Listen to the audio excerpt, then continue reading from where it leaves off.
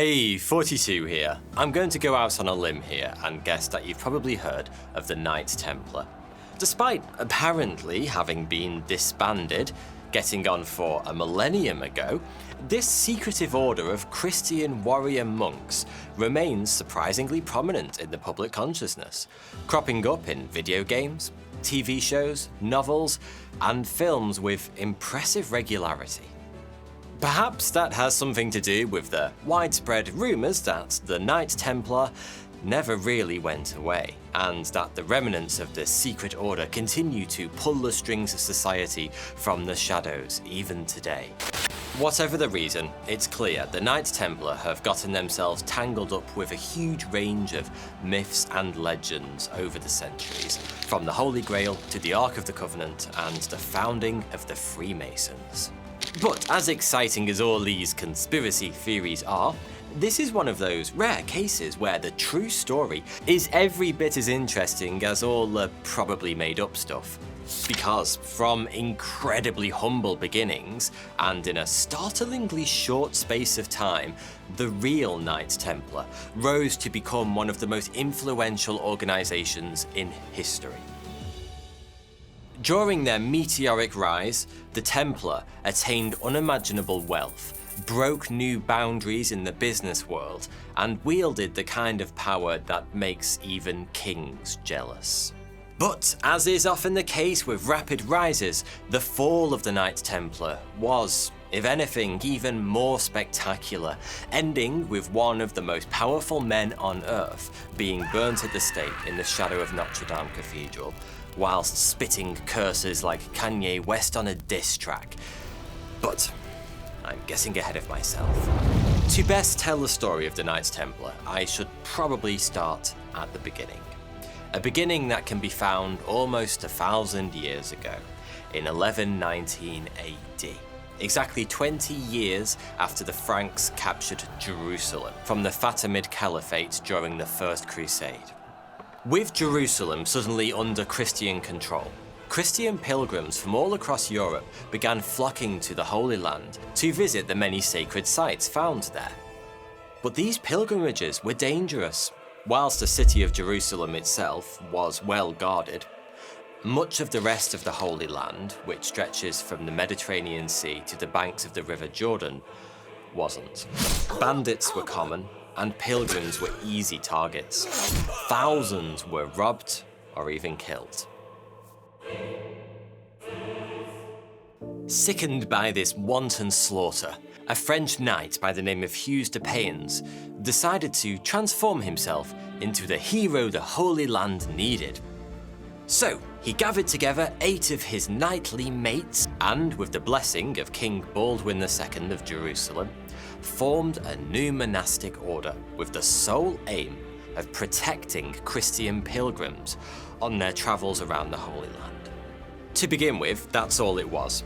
A few brave knights chaperoning pilgrims. Despite having been given shiny new headquarters on Temple Mount in Jerusalem by the king himself, the knights were incredibly poor, relying on the charity of those they protected to survive.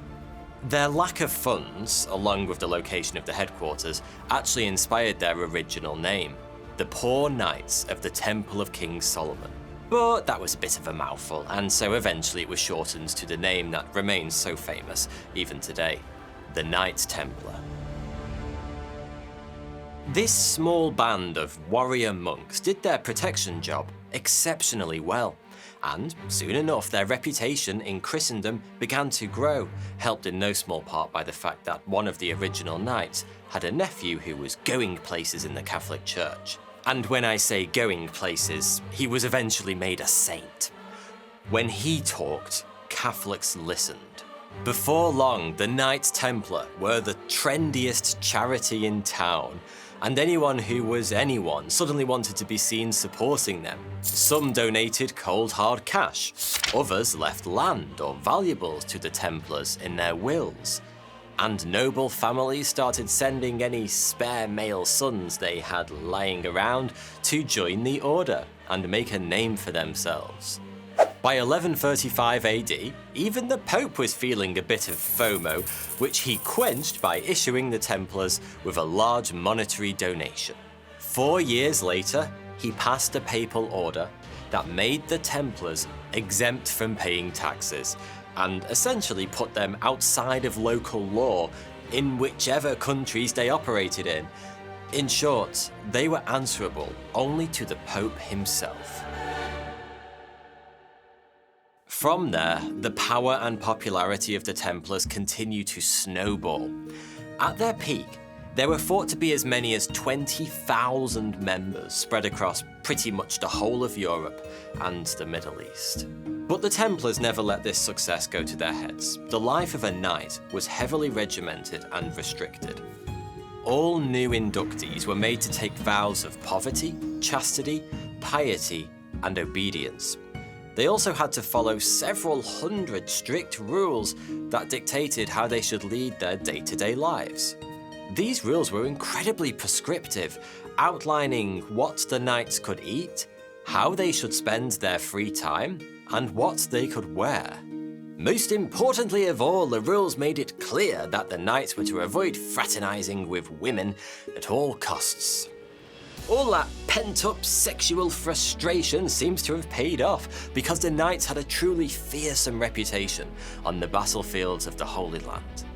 They excelled to such an extent that they evolved from pilgrim protectors to an elite corps of heavily armored shock troops that were deployed wherever the fighting was fiercest throughout the Crusades.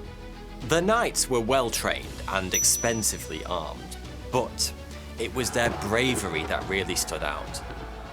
They were forbidden from retreating in battle unless every single Templar flag on the field had fallen.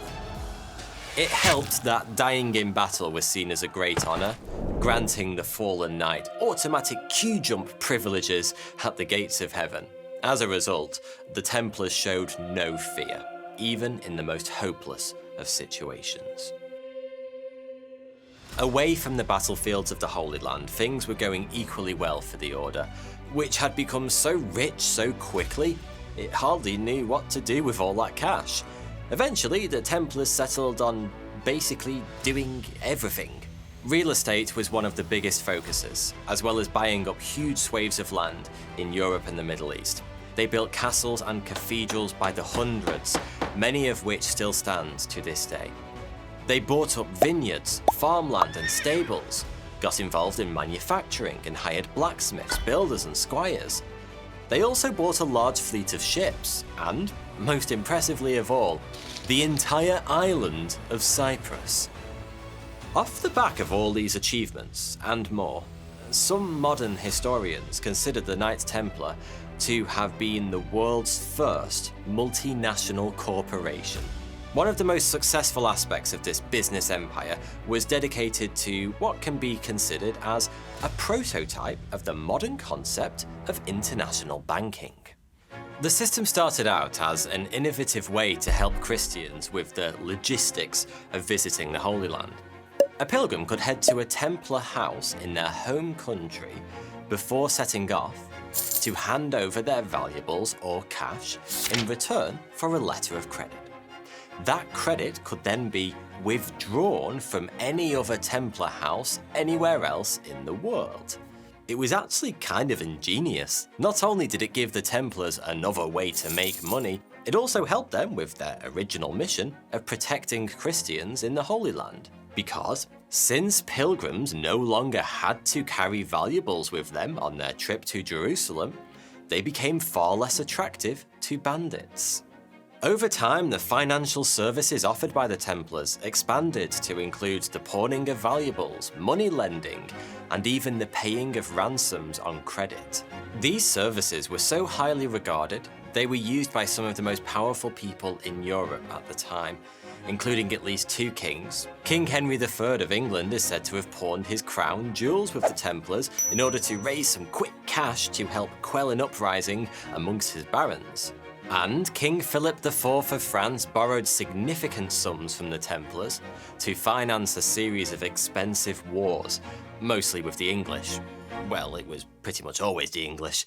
Somehow, in under 200 years, what had started out as 9 poverty-stricken knights protecting pilgrims on the road to Jerusalem had grown into a multinational conglomerate with the power of a small country. The trouble was, whilst the Templars had the riches and influence of a nation, they didn't actually control one.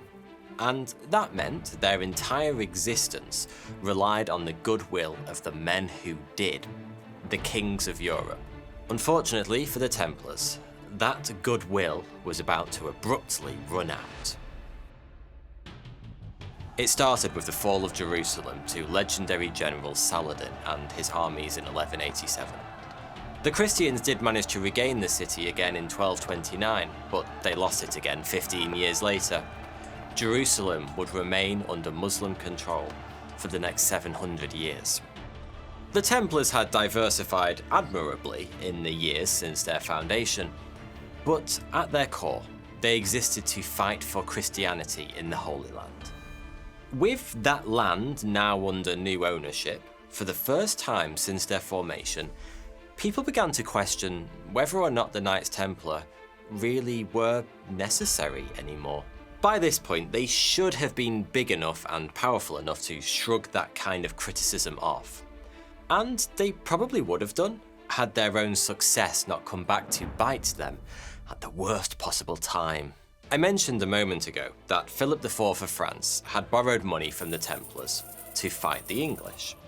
What I didn't mention is that he'd borrowed a lot of money. So much, in fact, that paying it all back was proving to be a bit of a problem.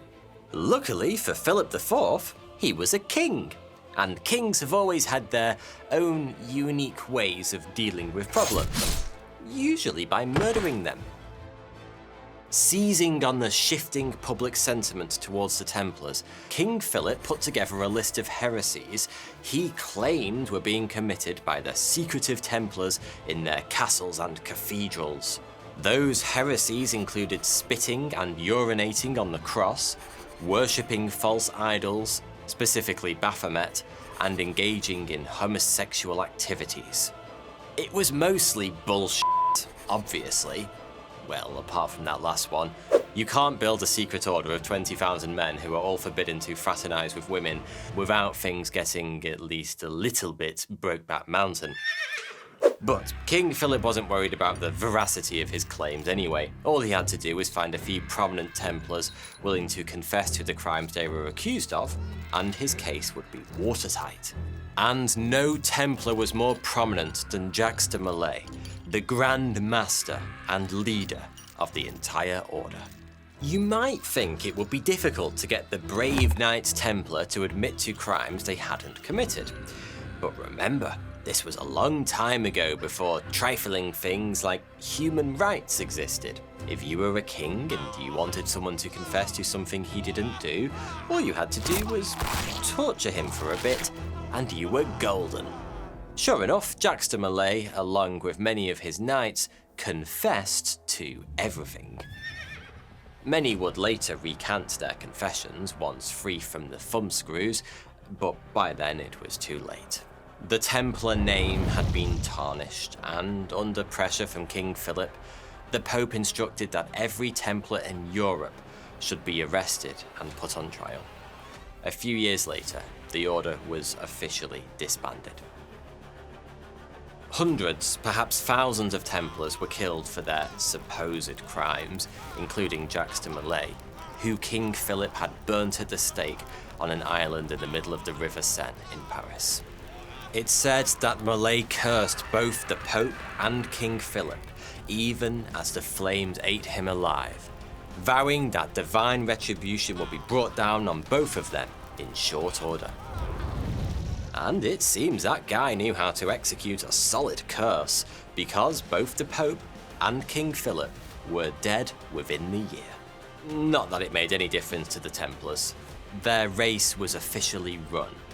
Those that escaped prosecution joined other Catholic military orders or simply retired, never to raise arms again in the name of God.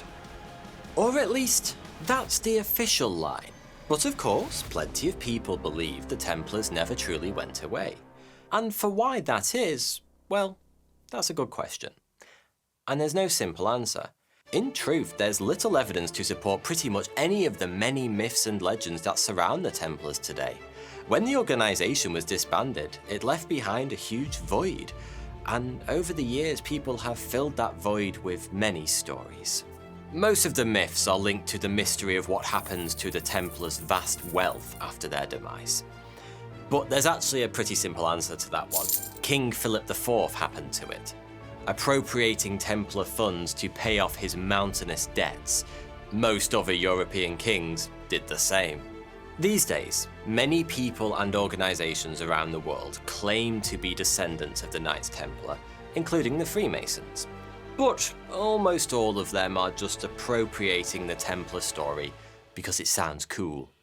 Let's be honest, the vast majority of so-called Knights Templar knocking around today are just middle-aged men with overactive imaginations who think they look good in chainmail.